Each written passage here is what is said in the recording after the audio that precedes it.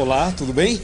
Para mim é uma alegria muito grande estar com você mais uma vez aqui no programa Arena do Futuro. O programa de hoje está bem especial.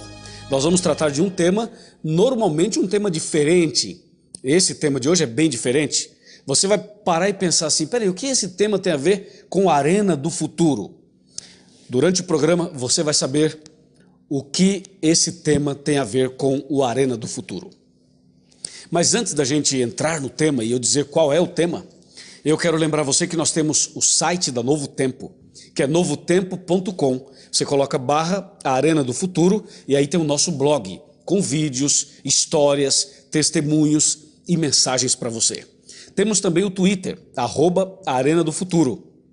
E ainda, você pode, através do nosso e-mail, receber esse curso bíblico de graça. É o curso sobre profecias, um DVD com 18 lições. É só mandar um e-mail para a gente, arenadofuturo@novotempo.org.br. Aí nós enviaremos para sua casa esse DVD e você poderá assistir com a sua família e partilhar com seus amigos e também com seus vizinhos, tá bem? Isso tudo é para você receber a bênção de Deus. Agora sim, prepare o seu coração, porque nós vamos falar hoje sobre o lar cristão, e fazer uma analogia do lar cristão com o que diz Apocalipse. Aí você vai ver a ligação com a profecia e com o futuro. O casamento, o lar e o lar eterno.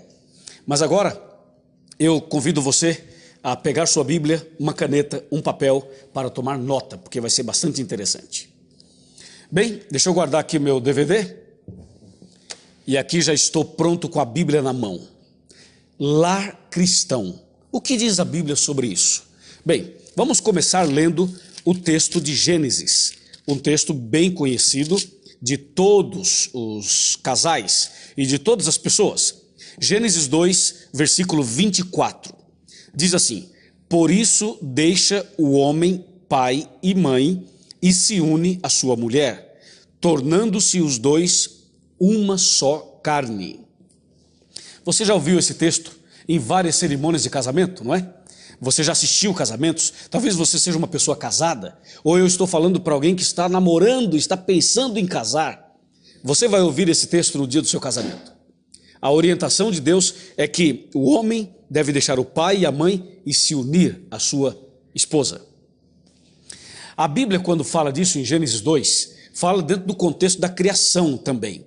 Deus criou Adão e Eva. Primeiramente criou Adão. Depois, das costelas do Adão, fez a Eva. Os palestrantes que falam sobre casamento, as pessoas especialistas no assunto, elas usam várias frases de efeito para tentar explicar por que Deus fez a mulher das costelas do homem.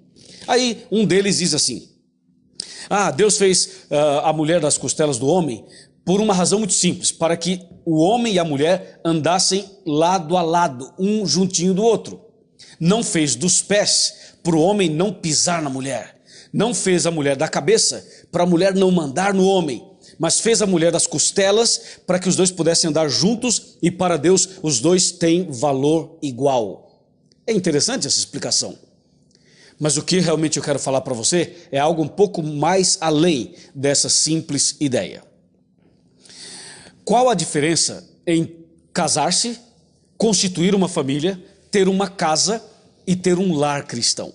Eu quero tratar com você hoje a respeito da palavra lar. O que significa lar? Qual a diferença de um lar para uma família, para uma casa ou simplesmente um casamento?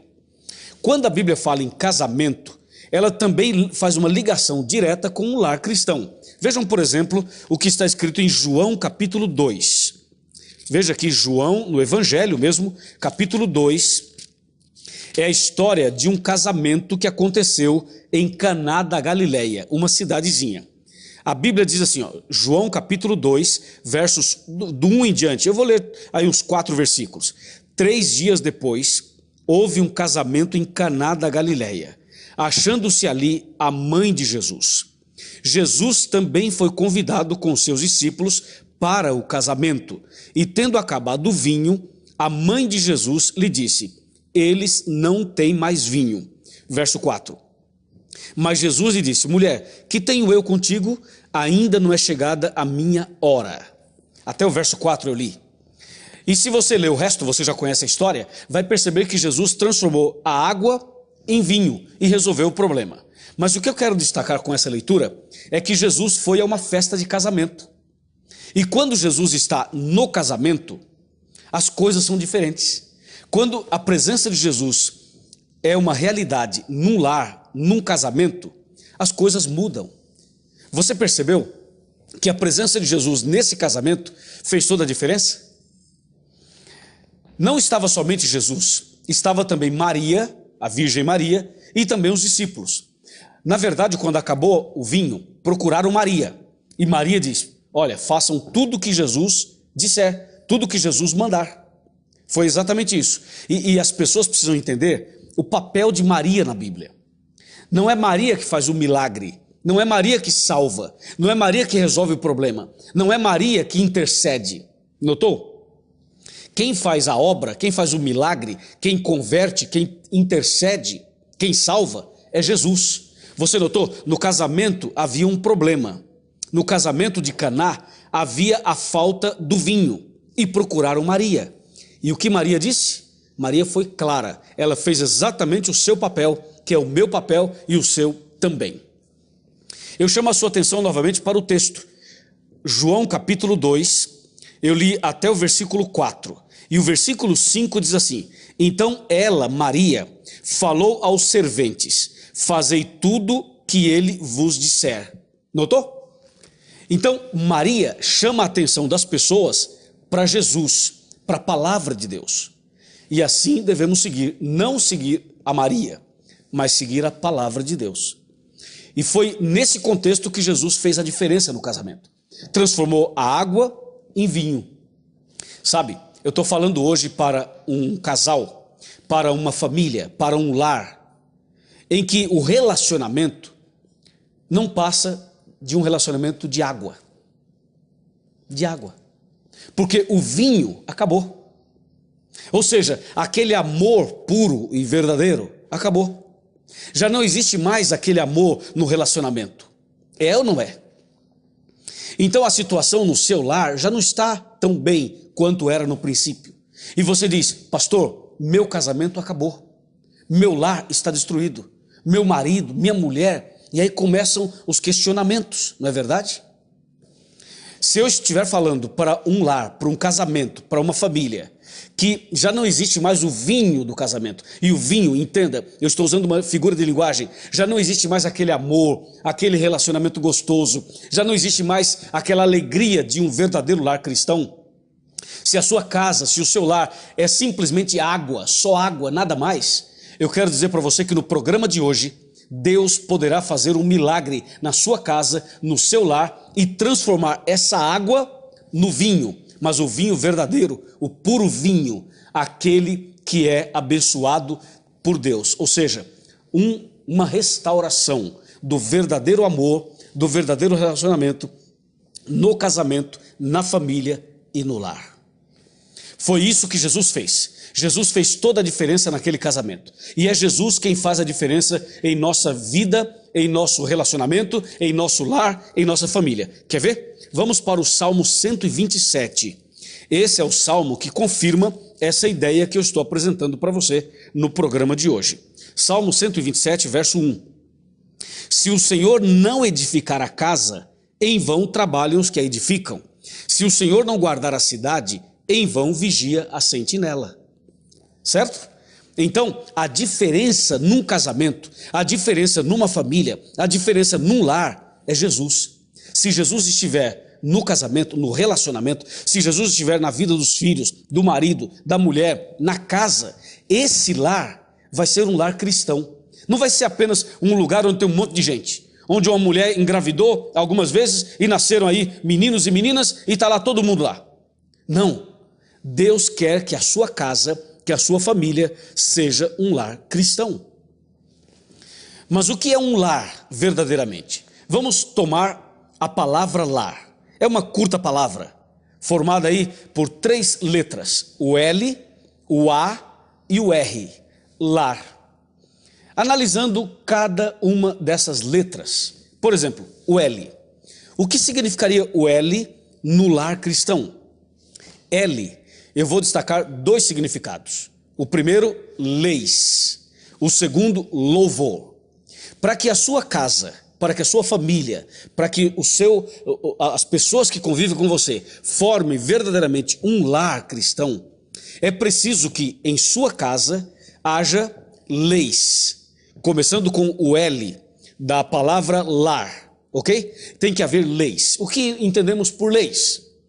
São primeiramente as leis de Deus, os princípios das leis de Deus devem estar na sua casa.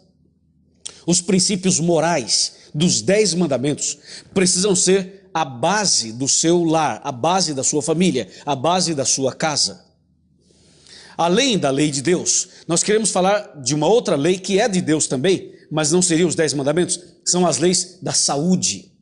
Ou seja, os princípios da saúde precisam estar na sua casa, para que realmente o seu lar seja um lar cristão. Estou falando do L, da lei. Leis de Deus, os 10 mandamentos, leis de saúde e mais, na sua casa, no seu lar, no meu lar, é preciso que tenhamos limites. Estou falando de leis, de regras, de limites. Uma casa, uma família que não tem ordem, que não tem regra, que não tem limites e que cada um faz o que bem entender, do jeito que quiser, chega a hora que quer, sai a hora que quer, coloca a roupa em qualquer lugar, a toalha em qualquer lugar, é tudo desorganizado, não tem limites, não tem regras, não tem leis. Logicamente, esse não pode ser um lar cristão, porque Deus gosta de habitar num lar onde as coisas são organizadas, onde tem os princípios da sua lei, os princípios de saúde e os princípios estabelecidos pela própria família, que são os limites. Infelizmente, nós estamos percebendo nos dias de hoje que muitos lares ou muitas famílias já não têm mais limites. Antigamente, os pais falavam com os filhos e os filhos obedeciam. Às vezes, o pai e a mãe só olhavam assim para o filho. Lembra disso? Só davam uma olhada só. E o filho já entendia. Se chegasse uma visita em casa, a visita sentava ali, o pai aqui, a mãe aqui. Se o filho passasse aqui entre a visita e os pais, o pai e a mãe não falavam nada, só davam uma olhada, o filho já entendia. Hoje, as coisas mudaram. Sabe como é hoje? Hoje é assim, é o filho que olha para o pai, e o pai que tem que tomar cuidado, né? O filho olha para a mãe, e a mãe tem que tomar cuidado. Ou seja, existem muitos lares, muitas famílias em que os filhos mandam nos pais. Eles estabelecem a ordem daquela casa, ou melhor, a desordem da casa, não é? Então, eu estou falando de um lar, estou falando do L. O L significa leis. E eu repito, leis de Deus, leis de saúde e leis da casa. As regras, os limites de uma casa, tá bem? Isso é o que nós queríamos passar para você a respeito das leis, dos princípios. Se você nunca leu, por exemplo, sobre a lei de Deus, leia em Êxodo 20. Se você não leu ainda sobre as leis de saúde, leia, por exemplo, Levítico capítulo 11. Aí você vai ter uma ideia mais ampla disso. De repente você ligou a televisão agora, nunca assistiu esse programa, está assistindo pela primeira vez, abriu a Novo Tempo na sua cidade agora, primeiro programa que está vendo. Então, Êxodo 20, Levítico 11. Leis morais e leis de saúde. Agora, ainda falando do L, nós temos que falar de uma outra palavra que deriva dessa pequena letra. Sabe qual é? Louvor. Louvor. Para que um lar seja um lar cristão, tem que haver louvores a Deus. Ou seja, tem que estabelecer na sua casa culto. Um lugar de culto. Todos os dias. Seja na parte da manhã, seja à noite, seja à tarde. O horário não importa muito. O que importa é que em seu lar haja cultos a Deus. O que é um culto a Deus? O que é um culto de adoração? Resumindo, esse culto de adoração envolve três coisas. Primeiramente, envolve leitura da Bíblia, oração e cânticos, músicas de louvor a Deus.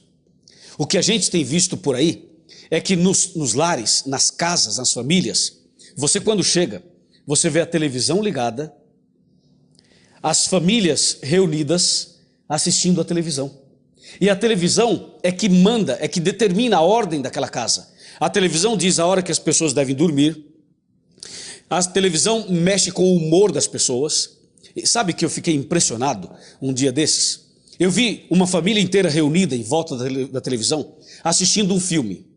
Dependendo do filme, até a gente pode assistir, mas aquela família tinha esse hábito de assistir sempre, reunir para assistir o filme. E você sabe o que acontece? Nesse momento em que todo mundo se reúne para ver o filme faz a pessoa rir, a pessoa chorar, se indignar. O filme passa conceitos, ideias. O filme apresenta muitas vezes apresenta princípios espirituais. Normalmente os filmes têm violência, sexo, espiritismo.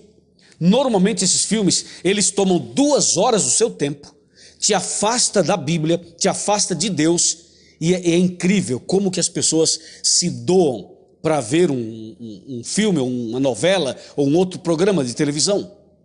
Interessante que essa mesma família que se reúne para ver esses programas, dificilmente essa família ou outras famílias se reunirão para ler a Bíblia. Quantas vezes a sua família se reuniu para vocês estudarem a Bíblia? Quantas vezes a sua família se reuniu, parou tudo para se alegrar com a salvação, para chorar arrependida pelo pecado? Quantas vezes você reuniu sua família diante da Bíblia, diante de Deus, e disse assim: agora vamos orar, vamos ajoelhar, vamos clamar misericórdia para Deus? Quantas vezes? Me diz. O que a gente vê é o contrário.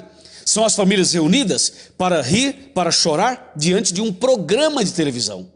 Mas eu quero convidar você a transformar a sua casa num lar cristão. E eu estou falando somente do L, que é leis e louvores. Estabelecer culto, colocar Deus em primeiro lugar na sua casa. E tem mais, né? Tem o A e o R, que eu vou falar daqui a pouco, depois do intervalo. Um abraço e até já.